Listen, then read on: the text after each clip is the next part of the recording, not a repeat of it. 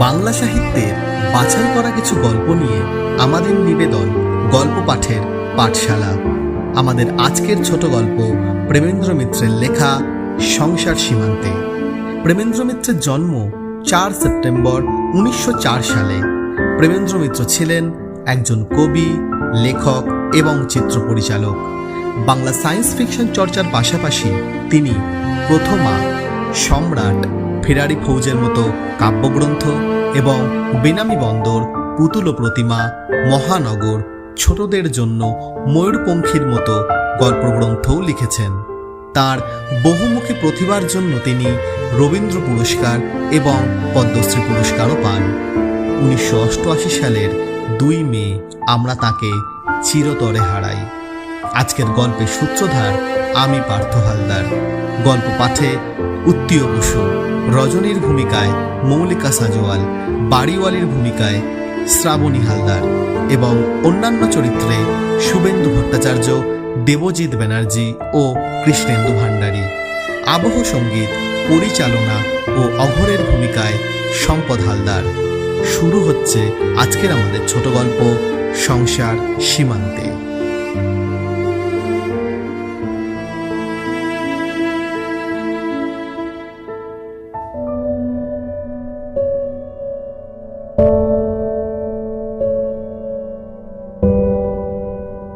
সত্যই এ কাহিনী লিখিতে ইচ্ছা করে না। মনে হয় যে দুটি মানুষকে লইয়া এই গল্পের আয়োজন, তাহাদের কথা লিখিবার অধিকার আমার নেই। যাহাদের জন্য লিখিতেছি তাহারাই শুধু যে নিজেদের কঠিন ঔদাসীন্যের দ্বারা ইহাদের অপমান করিতে পারে তাহা নয়। এই দুইটি জীবনের গভীর মর্ম বুঝিবার মতো দরদ আমারও আছে কিনা সন্দেহ হয়। হৃদয়ের উদ্বৃত্ত আমাদের আর কতটুকু? নিজেকে ছাড়াইয়া আশপাশের কয়েকজনকে বিলাইতেই তাহা তো ফুরাইয়া যায়। আর উদারতা, এই শব্দটিকে এ পর্যন্ত কতভাবেই না লাঞ্ছিত করিয়া আসিয়াছে। তবু একবার বলিবার চেষ্টা করিয়া দেখি। বিশ্রী বাদলের মতো সারাদিন সূর্যের দেখা পাওয়া যায় নাই। ঝুপঝুপ করিয়া বৃষ্টি পড়িয়াছে, গভীর রাত্রেও তাহার বিরাম নাই। কয়দিনে এই বৃষ্টি থামিবে কে জানে। শহরের এক প্রান্তের যে রাস্তাটিতে আমাদের গল্প শুরু হইবে, সাধারণ অবস্থাতেই তাহাতে চলা দায়। গরুর গাড়ি ও মোটর লরির চাকায় তাহার যে হাল হইয়া থাকে তাহা বর্ণনা করা কঠিন। দিন রাতের অবিশ্রান্ত বৃষ্টিতে তাহার আরো শ্রী ফিরিয়াছে। পাশের নর্দমার সহিত তাহাকে আর পৃথক করিয়া চিনিবার উপায় নাই। রাস্তাটির নাম নাই বলিলাম। দুই পার্শ্বের যে কুৎসিত খোলা ও টিনের চালে ছাওয়া খুপড়িগুলি তাহার শোভাবর্ধন করিয়াছে, তাহাদের চেহারা হইতেই রাস্তাটির পরিচয় মিলিবে। গভীর বাদলের রাতে রাস্তাটি একেবারে নির্জন হইয়া আসিয়াছে। আলোর ব্যবস্থা কোনো কালই ভালো নয়। যেটুকু ছিল বৃষ্টিতে তাহা নষ্ট হইয়া গিয়াছে। সেই অবিশ্রান্ত বর্ষণধ্বনিমুখর অন্ধকারে দেখা যায় রাস্তার ধারে একটা চালার সামনে স্তিমিতভাবে অত গভীর রাত্রেও কেরাসিনের ডিবিয়া জ্বলিতেছে। বৃষ্টির ঝাপটা হইতে সযত্নে 2 হাতে কেরাসিনের ধূমবহুল শিখাটিকে যে আড়াল করিয়া বসিয়া আছে, তাহার দুরাশার বুঝিয়ার অন্ত নাই। কিংবা হয়তো হতাশার শেষ সীমায় সে আসিয়া পৌঁছিয়াছে। তাহার মৃত মনের কাছে বাহিরের দুর্যোগের কোনো অর্থই আর নাই। প্রত্যহের অভ্যাস বশতই ক্লান্ত হতাশ চোখে পথের দিকে ব্যর্থ প্রতীক্ষায় সে বসিয়া আছে। কেরাসিনের ডিবিয়ার মৃদু আলোয় তাহাকে ভালো করিয়া দেখা যায় না। হাত দিয়া শিখাটিকে আড়াল করিবার দরুন তাহার মুখে ও দেহে গাঢ় ছায়া পড়িয়াছে। সত্য কথা বলিতে কি, দেখিবার আর সেখানে কিছু নাই। কোনদিন তাহার দেহে ও মুখে প্রাণের শিখার দুটি ছিল কিনা তাহাই সন্দেহ হয়। ধূম ও কালি এখন তাহার সর্বস্ব। নারীত্ব ও যৌবনের সে একটা কুৎসিত বিকৃতি মাত্র। ভিতর হইতে নিদ্রা জড়িত কণ্ঠে কে একবার বলিল, হ্যালা রজনী, বার দরজাটা বন্ধ করতে হবে না? সমস্ত রাত বসে থাকবি নাকি? এই বৃষ্টিতে যে পথে কুকুর বিড়ালও বেরোয় না। দরজা হইতে রজনী কর্কশ কণ্ঠে কুৎসিত ভাষায় যে উত্তর দিল, অন্য সময় হইলে তাহা হইতেই একটা তুমুল ঝগড়ার সূত্রপাত হইতে পারিত। কিন্তু যাহার উদ্দেশ্যে কথাগুলো বলা হইয়াছিল, নিদ্রার ঘোরে সে বোধহয় ভালো করিয়া শুনিতে পায় নাই। আগামীকালের জন্য মুখরোচক কলহটি সে মুলতুবি রাখিল, এমনও হইতে পারে। গায়ের কাপড়টা আরো একটু ভালো করিয়া জড়াইয়া রজনী দরজাতেই তেমনি ভাবে বসিয়া রহিল। কাপড় চোপড় তাহার ভিজিয়া একাকার হইয়া গিয়াছে। যেখানটায় পা রাখিয়াছিল সেখানেই কাদা হইয়াছে প্রচুর। পা দুইটা যেন ঠান্ডা বরফ হইয়া গিয়াছে মনে হইতেছিল। তবু ইহার মধ্যে রজনীর উঠিলে চলে না। হয়তো এই দুর্যোগের রাত্রেও মাতাল হইয়া কেহ এ পথে আশ্রয়ের সন্ধানে আসিতে পারে। নেশার ঝোঁকে সে তো আর বাদ বিচার করিবে না। আরও ঘণ্টাখানেক এইভাবেই কাটিয়া গেল।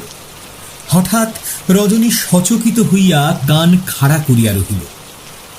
অন্ধকারে কিছুই দেখা যায় না, কিন্তু তাহাদের রাস্তাটা যে ধারে কিছু দূর অগ্রসর হইয়া ক্রমশ ভদ্র হইবার চেষ্টা করিয়াছে, খোলার চালা পরিত্যাগ করিয়া একটি দুটি কোঠা ও ভদ্র গৃহস্থ বাড়ি দুই পাশে পাইয়াছে, সেখান হইতে যেন কাদার ভিতর কাহার পদশব্দ পাওয়া যাইতেছে। পদশব্দ ক্রমশই দ্রুত অগ্রসর হইতে লাগিল। না, কোনো মাতালের পায়ের শব্দ এ নয়।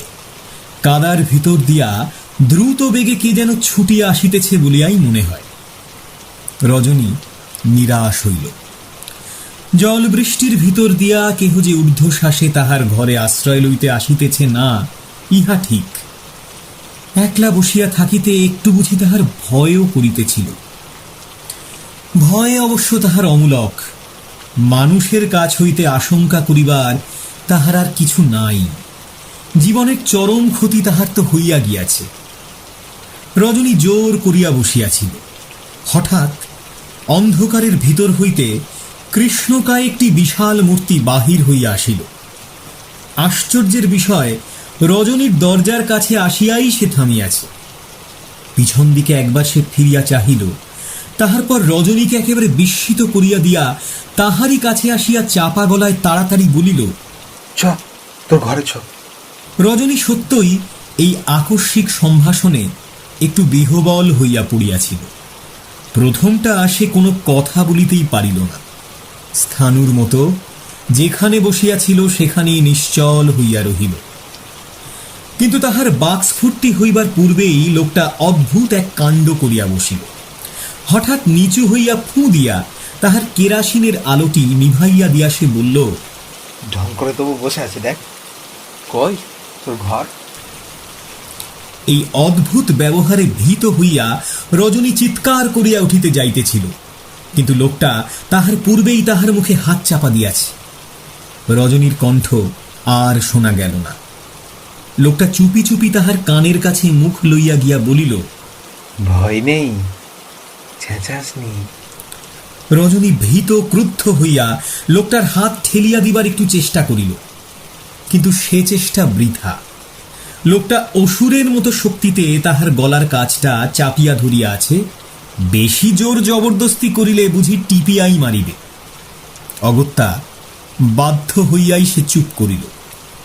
লোকটা নিজেই উৎসাহী হইয়া টিনের দরজাটা বন্ধ করিয়া দিয়া আবার বলিল, কি এখানে দাঁড়িয়ে থাকবো নাকি সারা রাত? রজনী সত্যই ভয় পাইয়াছি। বলিল,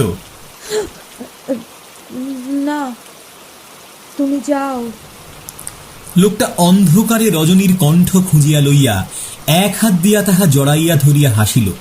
বলিল, এত রাত্রে আর কোথায় যাব?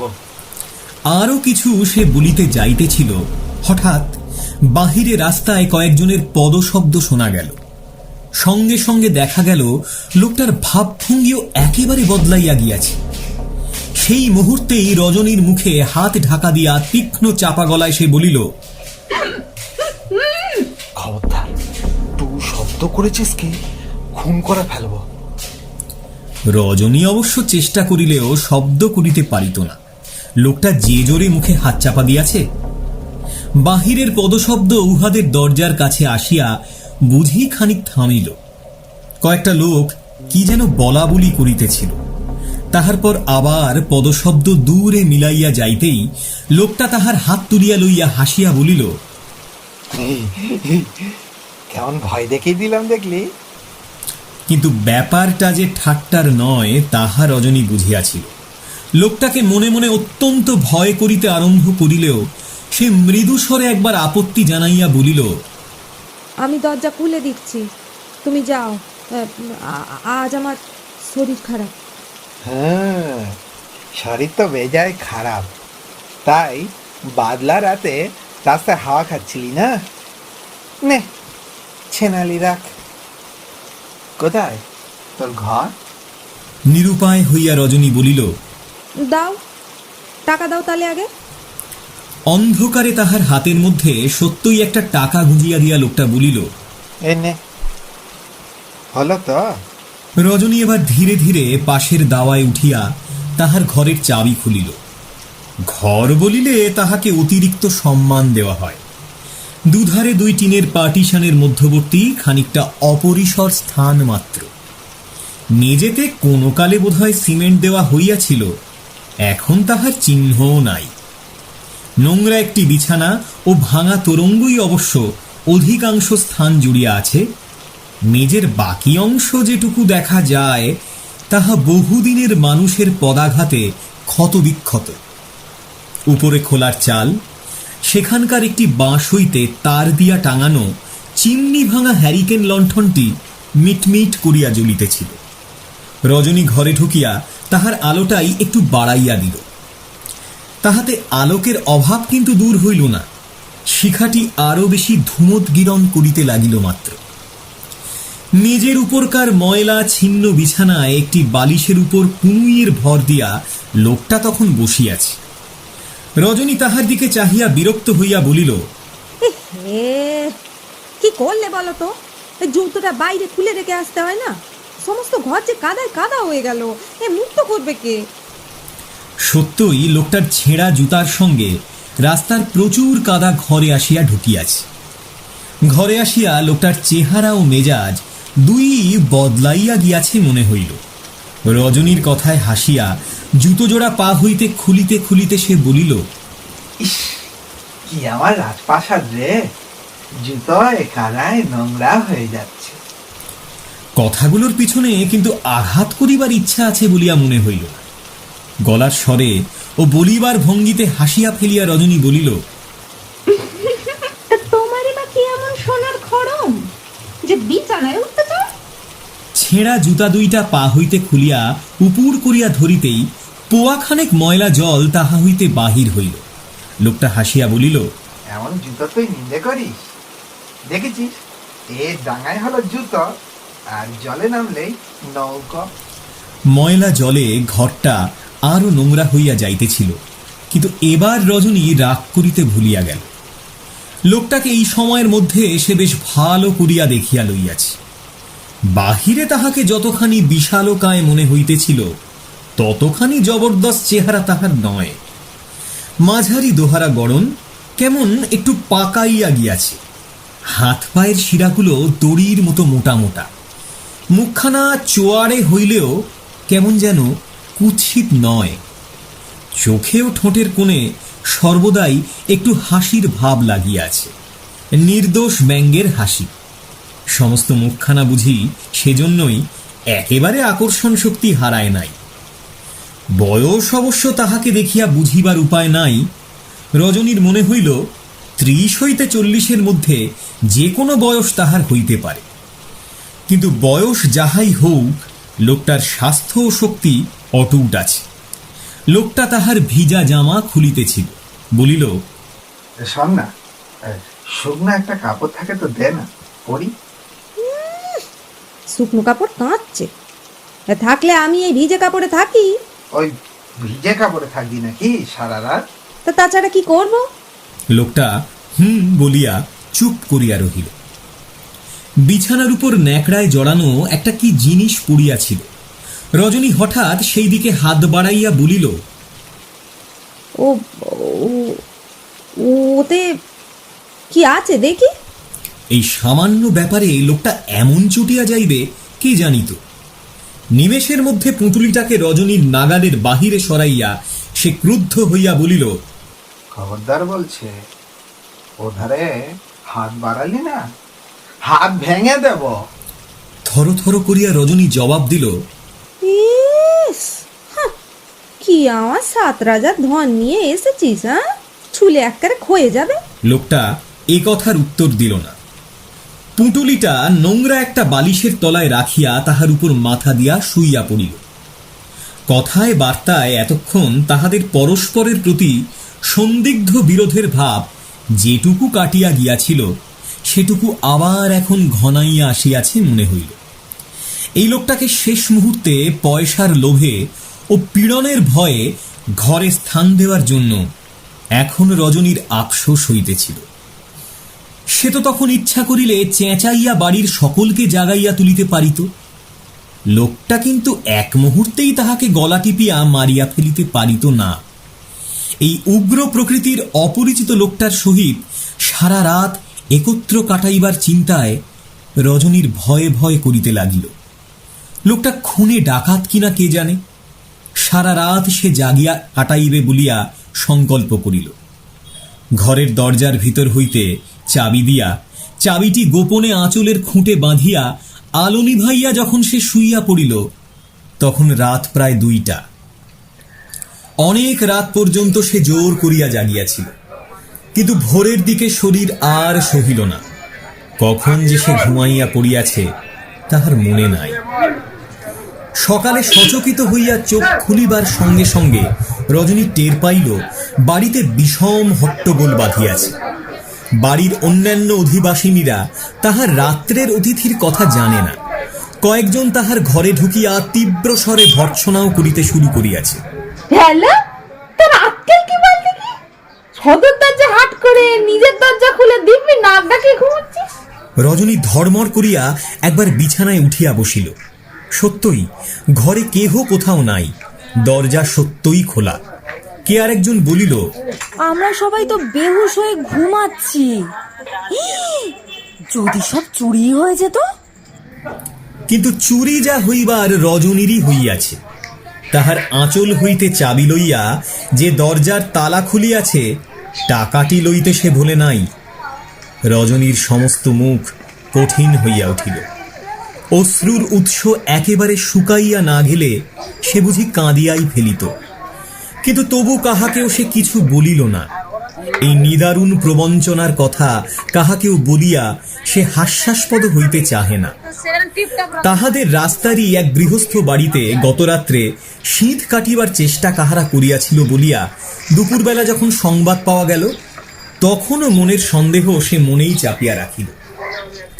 বিশাল পৃথিবীর 2টি হতভাগ্য নরনারীর প্রথম মিলনের ইতিহাস এমনি কুৎসিত, এমন স্বার্থ ও লোভের কালিতে কলঙ্কিত। এই মিলনই একাধারে প্রথম ও শেষ হইতে পারিত, কিন্তু ভাগ্যের ইচ্ছা অন্যরূপ। দুপুরবেলা রজনীর তখনও রান্নার আয়োজন চলিতেছে। সংকীর্ণ দাওয়ার উপর বসিয়া শিলে করিয়া সে বাটনা বাটিতেছিল। হঠাৎ দরজার সামনে একজনকে দেখিয়া চমকাইয়া উঠিল। লোকটা দিব্য ভোল ফিরাইয়া আসিয়াছে। ফর্সা কাপড়, গায়ের জামাটাও বোধহয় নতুন। তালিমারা জুতাটায় আর কিছু না হোক বেশ করিয়া কালি মাখাইয়া চকচকে করা হইয়াছে। মাথায় ঝাঁকড়া চুলের মাঝখান দিয়া লম্বা টেরি কাটা। তবু রজনী চিনিল। লোকটা দরজায় দাঁড়াইয়া তাহার দিকেই চাহিয়া দাঁত বাহির করিয়া হাসিতেছিল। রজনী মুখ তুলিতেই কাছে আসিয়া বলিল,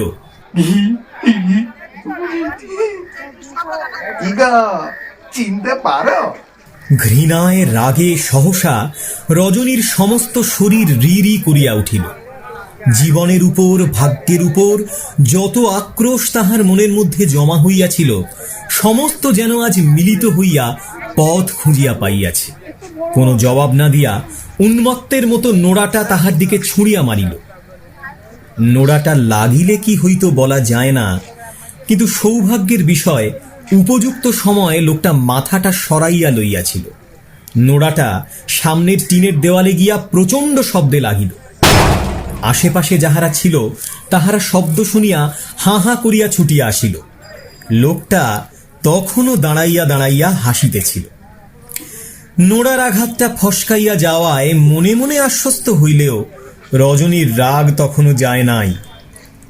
চিৎকার করিয়া সকলকে ডাকিয়া সে জানাইতে লাগিল যে এই বদমাইশ লোকটাই সেদিন তাহাদের রাস্তার গৃহস্থ বাড়িতে শীত কাটিয়াছে এবং তাহার আঁচল হইতে টাকা খুলিয়া পলাইয়াছে, তাহাকে ধরিয়া পুলিশে দেওয়া হোক। চিৎকার শুনিয়া বাড়ির সমস্ত মেয়েরা এবং কয়েকটি পুরুষ তখন জড়ো হইয়াছে। লোকটা এমন কাণ্ড হইবে আশা বোধহয় করে নাই। মুখে হাসির ভান করিলেও সে এবার পলাইবার পথ খুঁজিতেছিল। কিন্তু এতগুলো লোক তাহাকে একা পাইয়াছে। রজনীর কথা বিশ্বাস হউক আর না হউক, তাহারা এমন মজা ছাড়িবে কেন?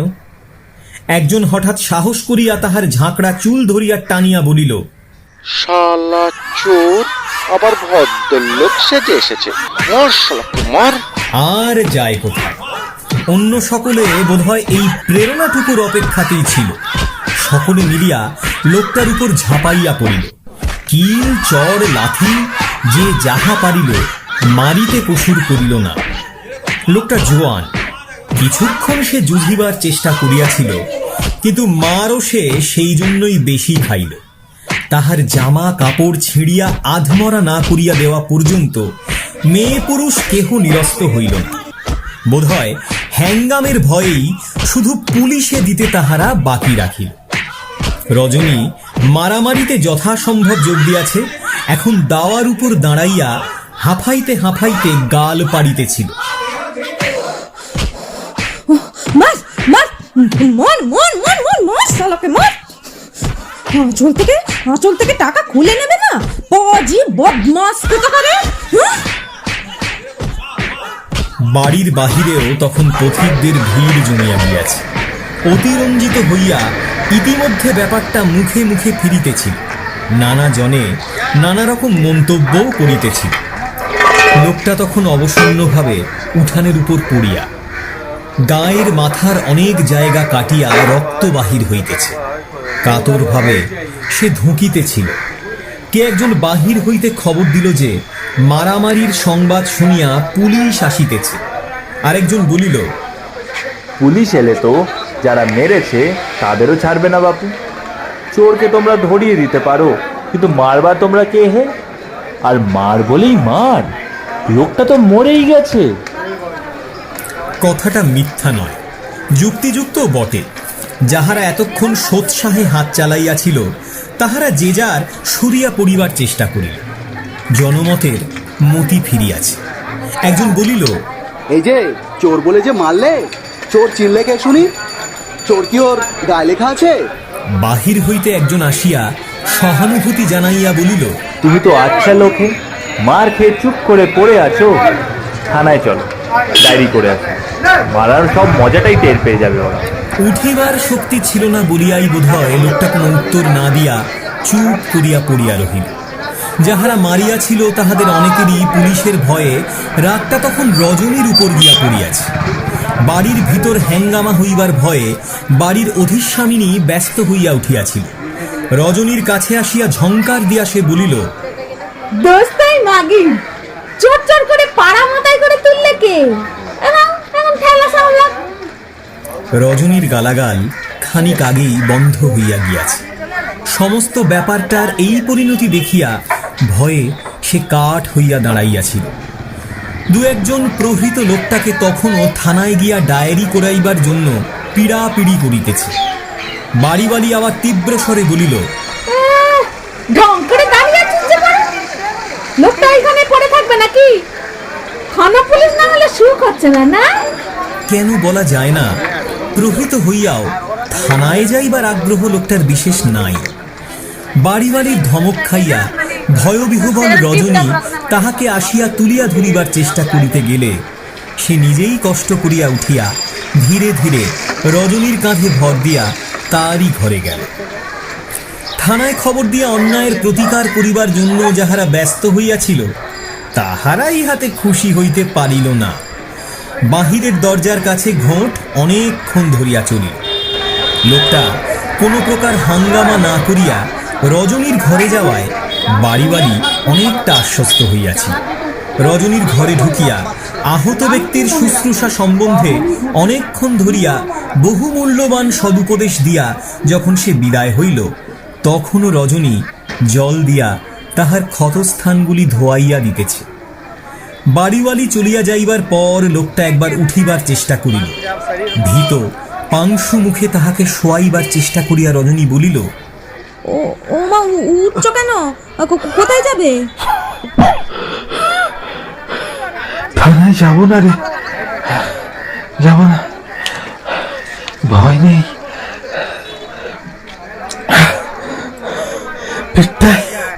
পেটটা বড় বেদনা, বেটারা বড় জোরে লাথি মেরেছে। একটু একটু সেঁক দিতে পারিস? রজনী তাহার আয়োজনেই বাহিরে গেল। নায়ক নায়িকার দ্বিতীয় মিলন এমনি করিয়াই হইল। লোকটা কয়দিন ধরিয়া রজনীর ঘরেই আছে। মার খাইবার দিন হইতে তাহার প্রবল জ্বর, যাইবে সে আর কোথায়? রজনীকে বাধ্য হইয়াই সেবা করিতে হইতেছে। ব্যাপারটার সমস্ত দোষ তাহার ঘাড়ে চাপাইয়া দিয়া বাড়ির আর সকলে দিব্য নিশ্চিন্ত হইয়া গিয়াছে। ঘরে বসাইয়া একটা লোকের দিনের পর দিন শুশ্রূষা করা রজনীর সাধ্য নয়।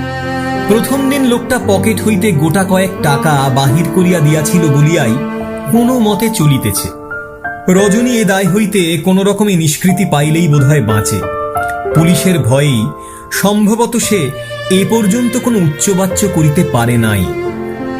কিন্তু হপ্তা কাবার হইবার পরও লোকটার যে সারিবার লক্ষণ নাই। রজনীর ধৈর্য আর কতদিন থাকে? সকালে ঘায়ের পটি খুলিতে খুলিতে সে মুখ ঝামটা দিয়া বলিয়াছে, ভিটকেলমি করে কতদিন বিছানায় পড়ে থাকা হবে শুনি? আমি আর পারবো না, তা যা হয় হোক। যা হয় হোকটা পুলিশের ব্যাপার সম্বন্ধে। রজনীর সে ভয় এখনো বুঝি একটু আছে। লোকটাও সঙ্গে সঙ্গে উত্তর দেয়, পারবি না কি রে? এতগুলো টাকা কি মাগনা দিলাম? কত তোড়া তোড়া টাকাই না দিয়েছিলে। 8 দিন ধরে ওষুধ করতে সব 5 টাকায় হচ্ছে, কেমন? নাই বা হলো, তুই দিবি টাকা। হাতে হাত করা থেকে বেঁচে গেছিস, জানিস? রজনীর সাহস বাড়িয়াছে। রাগের মাথায় সে বলে, হ্যাঁ, হাতে হাত করা সবাই দিচ্ছে। জানা তুই পুলিশে, আমিও বলতে জানি। শীত কাটি নিয়ে প্রথম দিন ঘরে ঢুকেছিলি, মনে নেই? তুই দেখেছিস? দেখিনি আবার। সেদিন পুটুলির ভিতর কি ছিল? তাড়া খেয়ে আমার ঘরে তো ঢুকেছিলি নুকোতে। বুঝি না আমি কিছু? বুঝেছিস তো বুঝেছিস। রাঘব দাস কাউকে ভয় করে না। নীরবে খানিকক্ষণ ঘা ধোয়ানো চলে। অঘোর এক সময় বলে, জ্বরে জ্বরে মুখটা বড় খারাপ হয়েছে, আজ একটু কম্বল রাখতে পারিস? হ্যাঁ পারি না, উনুনে ছাই রাখতে পারি। সালা শখ কত, ঘায়ে পুঁজ শুকাচ্ছে না অম্বল খাবে। অঘোর সারিয়া উঠিয়াছে, কিন্তু এখনো এ আশ্রয় পরিত্যাগ করে নাই। দিনে রাত্রে রজনীর সঙ্গে রোজ তাহার ঝগড়া বাঁধে। রজনী গালাগাল দিয়া বলে, এই শোন, কাল যদি তুই বাড়ি থেকে দূর না হোস তো মুড়ো ঝাঁটা মারবো। অঘোর প্রচন্ড শপথ করিয়া জানায় যে পরদিন প্রাতঃকাল হইতে সে রজনীর আর মুখ দর্শন করিবে না। কিন্তু যাই যাই করিয়া যাওয়ার হইয়া উঠিতেছে না। ছন্ন ছাড়া জীবনে স্থান হইতে স্থানান্তরে ভাগ্যের দ্বারা খালি বুঝি সে বিতাড়িত হইয়াই ফিরিয়াছে। একটুখানি নিশ্চিন্ত বিশ্রামের স্থান বুঝি তাহার কখনো মিলে নাই। তাই যাইতে তাহার সহজে মন ওঠে না। রজনী অন্য সময় গাল পাড়িলেও সকালবেলা কেমন করিয়া ঝাঁটা মারিয়া তাড়াইবার কথাটা বিস্মৃত হইয়া যায়। অঘোর একেবারে অবুঝ নয়। ইতিমধ্যে একদিন বাহির হইয়া সে কয়েকটা টাকা কোথা হইতে সংগ্রহ করিয়া আনিয়া রজনীর হাতে দিয়াছে, কিন্তু সেই সঙ্গে ফরমাস যাহা করিয়াছে তাহার বহর বড় কম নয়। রজনী টাকা কয়টা রাগের মাথায় মেঝের উপর ফেলিয়া দিয়া বলিয়াছে, আমার টাকার দরকার নেই। অমন টাকা আমি ঢের দেখেছি। আমি কি তোর কেনা বাঁধি যে যা হুকুম করবি তাই করব? টাকা ফেলিয়া দেওয়ায় প্রথমটা মুখ গম্ভীর করিয়া অঘোর বলিয়াছে, দেখ, লোক আমি বড় ভালো নই, বেশি বাড়াবাড়ি করলে না ভালো হবে না। কিন্তু খানিক বাদে আসিয়া তাহার পিঠে হাত বুলাইয়া বলিয়াছে, আহ, রাগ করিস কেন? তুই রাজিস ভালো তাই না বলেছি। সব করে গিয়ে কেন পড়ে থাকি বল? তোর রান্না খাওয়ার পর মুখে আর কিছু রচে না। থাক, আর আদি খেতে দরকার নেই বলিয়া রজনী শেষ পর্যন্ত নিজেই টাকাগুলা তুলিয়া লইয়া গিয়াছে। কিন্তু এমন করিয়াও বেশি দিন চলিল না। একদিন টাকা কড়ির ব্যাপার লইয়াই অত্যন্ত কুৎসিত ভাবে ঝগড়া করিবার পর অঘোর সত্যই সকালবেলা চলিয়া গেল। বাড়িওয়ালি সংবাদ পাইয়া রজনীকে ভর্ৎসনা করিয়া বলিল, কি বলে যেতে দিলি তুই? তবু তো খরচটা চালাচ্ছিল। হ্যাঁ, খরচ চালাচ্ছিল না আরো কিছু। খেটে খেটে আমার হাড় কালি হয়ে গেল। আপদ গেছে, বেঁচেছি। তাহার পর আপন মনেই বলিল, এবার এবার এলে না দরজা থেকে খ্যাংরা মেরে বিদায় করত। কিন্তু সেই দিন গভীর রাত্রে তাহাদের দরজার কড়া নাড়িয়া ওঠা মাত্র ধরফড় করিয়া উঠিয়া প্রথম দরজা খুলিতে যে গেল সে রজনী। অত রাত পর্যন্ত অকারণে কেন সে জাগিয়াছিল কে জানে। সত্যই অঘোর ফিরিয়া আসিয়াছে, কিন্তু চেহারা কেমন যেন অদ্ভুত। জামার কাপড়ে ধুলি কাদা লাগিয়াছে, কপালের উপর পূর্বের যে ক্ষতটার দাগ এখনো মিলায় নাই, তাহা হইতে আবার রক্ত বাহির হইতেছে। রজনী জিজ্ঞাসা করিল, হুমা, এ কি হয়েছে? ও কিছু না বলিয়া পকেট হইতে অঘোর যাহা বাহির করিল তাহা দেখিয়া বিস্ময়ের আর অবধি রহিল না। এত টাকা একসঙ্গে সে কবেই বা দেখিয়াছে। অঘোর হাত বাড়াইয়া তাহাকেই সেগুলো দিতে যাইতেছিল। রজনী সভয়ে হাতটাকে সরাইয়া বলিল, না না না, ও চাই না। তাহার মনের সন্দেহ দৃঢ় হইবার সঙ্গে সঙ্গে ভয়ে তাহার বাড়িয়াছে। অঘোর হাসিয়া বলিল, কেন রে, হলো কি? খানিক চুপ করিয়া থাকিয়া ভীত অস্পষ্ট কণ্ঠে রজনী বলিল, সত্যি বল দেখি, তুই চুরি করেছিস কি না? অঘোর তাহার দিকে তাকাইয়া মুচকিয়া একটু হাসিল মাত্র, উত্তর দিল না। রজনী আবার বলিল, বল, আমার গা ছুঁয়ে। যদি করেই থাকি। যদি করেই থাকি, ধরা পড়লে কি হতো? কি আর হতো, জেল, তার বেশি তো নয়। সে আমার অভ্যেস আছে। রজনী সভয়ে খানিক চুপ করিয়া দাঁড়াইয়া রহিল।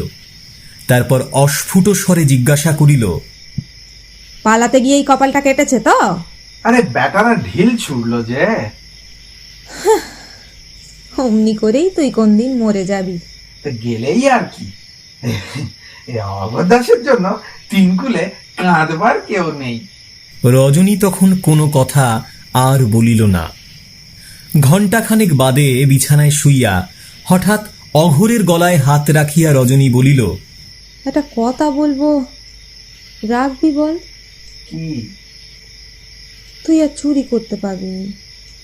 আচ্ছা। ওরকম আচ্ছা বললে হবে না, তুই দিব্যি করে বল, কখনো আর চুরি করব না। তো তবে কি ডাকাতি করে খাবো? না, তুই একটা কাজকর্ম দেখ। কাজকর্ম? কে দেবে? তুই বাজে বকিস নি তো, ঘুমোতে দে। কিন্তু রজনী ছাড়িল না, একটু কঠিন স্বরে বলিল, না না, তোকে চুরি ছাড়তে হবে, না হলে এখানে আসতে পাবি না। তবে তো আমার গোকুল অন্ধকার হয়ে যাবে। বলিয়া অঘোর আবার পাশ ফিরিল। কিন্তু এবারে খানিক বাদে প্রথম কথা সেই কহিল, বলিল, কাজকর্ম কি এতই সোজা রে? আর তাছাড়া দলের লোকেরা ছাড়বে কেন বল? যদি বা একটা ভালো কাজ পাই, পুলিশ আর দলের লোকেরা পিছু লেগে অস্থির করে দেবে নে। দল দল তুই ছেড়ে দিবি? এদেশে থাকতে তারার জন্য। রজনী ইহার পর অনেকক্ষণ চুপ করিয়া থাকিয়া বলিল, তবে তুই এদেশ ছেড়ে চলে যা। তুই যাবি সঙ্গে? আমি আমি যাব কি রে? দুজনেই তাহার পর নীরব। অঘোর একবার খানিক বাদে রজনীকে ঠেলা দিয়া জিজ্ঞাসা করিল, ওই ঘুমলি নাকি? না। তুই যেতে পারবি নি কেন? আমার এখানে কত দেনা, বাড়িওয়ালির কাছে, কিস্তিদারের কাছে, তারা যেতে চাইলে ছাড়বে কেন? আমি যদি সব দেনা শোধ করে দিই? সে অনেক টাকা, তুই পারবি কেন? অঘোরদাস ইচ্ছে করলে কি না পারে। তুই বল, তাহলে যাবি আমার সঙ্গে? তাহলে তোকে আর সত্যি কথা বলি, এ কাজে মাঝে মাঝে মাঝে ঘেন্না ধরে যায়। খালি সাবধান, খালি সাবধান, শুয়ে বসে একটু স্বস্তি নেই, জানিস তো। চ, একেবারে দিল্লি আগ্রায় চলে যাব। তুই কি করে টাকা জোগাড় করবি? হ্যাঁ, এমনি চুরি করে তো? সে আমার দরকার নেই। এই এই তোর গা ছুঁয়ে বলছি, এটাই শেষবার। ব্যাস, চুরিবিদ্যে তারপর খতম। পরদিন বিকালবেলা অঘোর নতুন একটা প্রকাণ্ড তোরঙ্গ ঘাড়ে করিয়া আনিয়া রজনীর ঘরে ঢুকিল। রজনী বিস্ময়ে আনন্দে হাসিয়া বলিল, ও মা, বাস্কো আনতে বলেছিলাম বলে অত বড় একটা ঢাউস জিনিস আনতে হয়? ওর বেতা শুবি নাকি? অঘোর মুখ টিপিয়া হাসিতে হাসিতে তোরঙ্গের তালা খুলিয়া ফেলিল। ভিতরের জিনিসপত্র দেখিয়া রজনী তো অবাক। অঘোর কাপড় জামা হইতে থালা গেলাস পর্যন্ত কত জিনিসই না কিনিয়া আনিয়াছে। রজনী পরিহাস করিয়া বলিল, ইস, করেছিস কি? এত সাজ সরঞ্জাম কেন বলতো? বিয়ে করতে যাচ্ছি যে। মরণ আর কি, হাত বুড়ো অমন চোয়ারের কাছে মেয়ে দেবে কে? না দেখ, চুরি করে নেব। রজনীর হাসি তাহার পর আর থামিতে চাহে না। গ্লানির প্রগাঢ় অন্ধকারে যাহাদের অতীত লুপ্ত হইয়া গিয়াছে, বর্তমান যাহাদের ক্লেদ পঙ্কিল, তাহারাও ঘর বাঁধিতে চায়। পৃথিবীর ভাগ্যবান নরনারীদের জীবনলীলার অনুকরণ করিতে তাহাদেরও স্বাদ যায়। ভাবী সংসার সম্বন্ধে দুইজনের ইতিমধ্যে অনেক মধুর আলাপ হইয়া গিয়াছে। রজনী বলিয়াছে, যাচ্ছি বটে তোর সঙ্গে, কিন্তু সেখানে যা খুশি করবি আর আমি মুখ বুঝে তাই সইব মনে করিস নি জানো? রজনী তেমন মেয়ে নয়, ওই অত নেশাবান করা তো চলবে না। আচ্ছা আচ্ছা, সে দেখা যাবে, কিন্তু আমিও লোক বড় ভালো নই, বুঝেছিস? এখানে করিস করিস, সেখানে একটু বেতাল দেখলে না আর আস্ত রাখবনি। সেই রাত্রে অঘোর আবার বাহির হইল। আর 20টা টাকা হইলে রজনীর ঋণ সমস্ত শোধ হইয়া তাহাদের সব খরচ কুলাইয়া যায়। অঘোর তাহার বিদেশ যাওয়ার উপকরণ স্বরূপ অকারণে অনেকগুলো বাজে জিনিস কিনিয়া পয়সা নষ্ট করিয়া আসিয়াছে। রজনী সেইগুলোই বেচিয়া টাকা জোগাড় করিবার কথা বলিয়াছিল। অঘোরের আর নিজেকে বিপন্ন করিয়া কাজ নাই, কিন্তু অঘোর সে কথায় হাসিয়াছে মাত্র। বলিয়াছে, অঘোর দাস জিনিসপত্র সব বিলিয়ে দেয়, বুঝেছিস? তুই বাঁধা ছাদা করে সব ঠিক করে বসে থাক দেখি, কাল ভোরের গাড়িতেই কলকাতাকে কলা দেখে চলে যাব।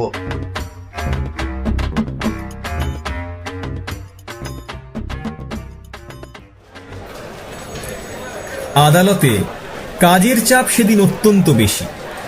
ম্যাজিস্ট্রেটের সামনে কোর্ট ইন্সপেক্টর কোনো মতে পূজার ঠাটটুকু বজায় রাখিয়া বলির পর বলি শেষ করিয়া চলিতেছে। ছোটখাটো অপরাধের বিচার রায় দিতে বিলম্ব হইবারও কারণ নাই। অনেকগুলি অপরাধীর বিচার হইয়া যাইবার পর একজন আসামি হঠাৎ কাঠগড়ায় উঠিয়া বিষম গোলমাল শুরু করিয়া দিল।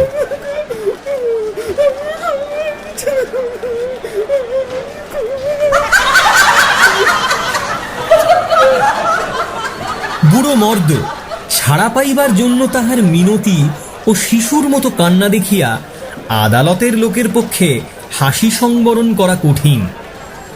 বিচারক নামটা ভালো শুনিতে পান নাই। জিজ্ঞাসা করিতে কোর্ট ইন্সপেক্টর গড়গড় করিয়া যাহা বলিয়া গেল তাহার অর্থ এই যে, আসামির নাম অঘোর, লোকটা দাগি চোর, ইতিপূর্বে 5 বার জেল খাটিয়াছে। আবারও চুরির দায়ে পুলিশ তাকে খুঁজছিল। সেদিন আবার চুরি করতে গিয়ে ধরা পড়িয়াছে। আসামি তখন কাঠগড়া হইতে 2 হাত জড়ো করিয়া কাতর ভাবে কাঁদিতে কাঁদিতে বলিতেছিল, হুজুর ধর্মাবতার তাহাকে যেন এইবারটি মাফ করেন। সে চুরি করিবার চেষ্টা করিয়াছে, কিন্তু কিছুই লইতে পারে নাই। সে হুজুরের পা ছুঁইয়া ও ঈশ্বর সাক্ষী করিয়া শপথ করিতেছে যে সত্যই আর সে এমন কাজ করিবে না। এ পথ ছাড়িয়া দিতে সত্যই সে চায়, এবার জেল হইলে তাহার সর্বনাশ হইয়া যাইবে। কোর্ট ইন্সপেক্টর তাহাকে ধমক দিলেন। পুলিশ প্রহরী একটা রুলের গুঁতা দিল, কিন্তু লোকটা নাছোড় বান্দা। চোখের জল মুছিতে মুছিতে একই কথা সে বারবার বলিতে লাগিল, আমি আর এই কাজ করবো না, আমি ছেড়ে দিতে চাইছিলাম, আমি আর এই কাজ করবো না, আমাকে ছেড়ে দিন, এবার আমার সর্বনাশ হয়ে যাবে।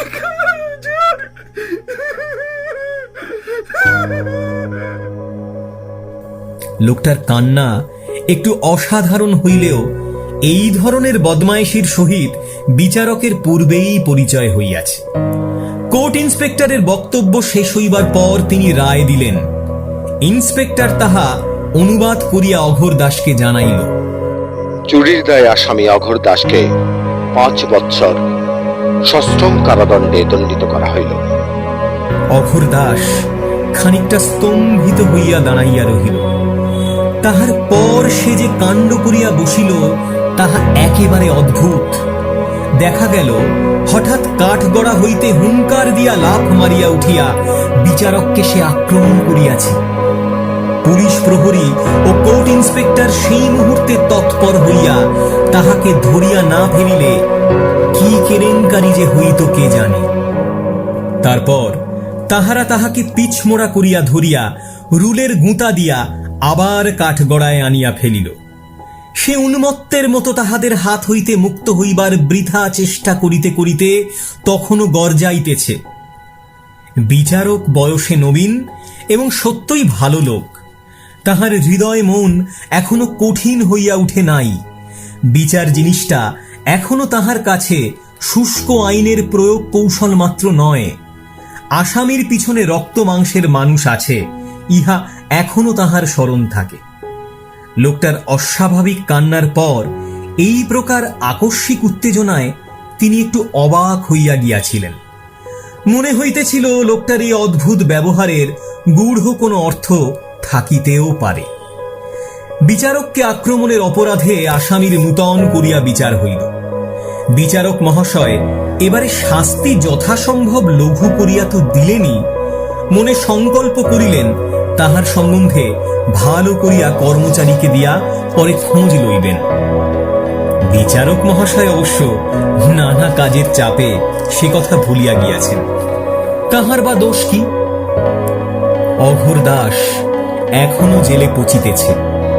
নিরবচ্ছিন্ন বর্ষার রাতে এখনো নিশ্চয় কলিকাতার একটি কর্দমাক্ত নোংরা ও কুৎসিত পথের ধারে কেরাসিনের ডিবিয়ার ম্লান আলো দেখা যায়। ডিবিয়ার ধূমবহুল শিখাকে শীর্ণ হাতে সযত্নে বৃষ্টির ঝাপটা হইতে আড়াল করিয়া গভীর রাত্রি পর্যন্ত এখনো নিশ্চয় বিগত যৌবনা রূপহীনা রজনী এক রাত্রের অতিথির জন্য হতাশ নয়নে পথের দিকে চাহিয়া প্রতীক্ষা করে।